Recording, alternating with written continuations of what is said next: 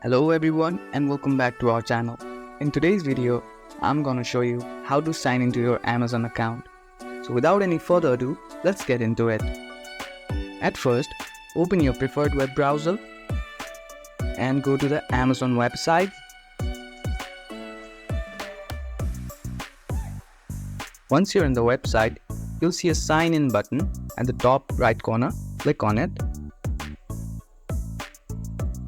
Here, if you want to create an account, you can click on create an account and fill up the form to create your account. But since we want to sign in, click on the sign in already a customer button. Now enter your email address by which you have created your account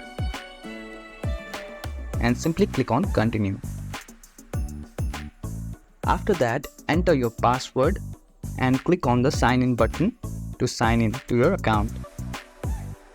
And as you can see, we have successfully signed into our account. If you found this video helpful, don't forget to give this video a thumbs up and subscribe to our channel for more tutorials like this.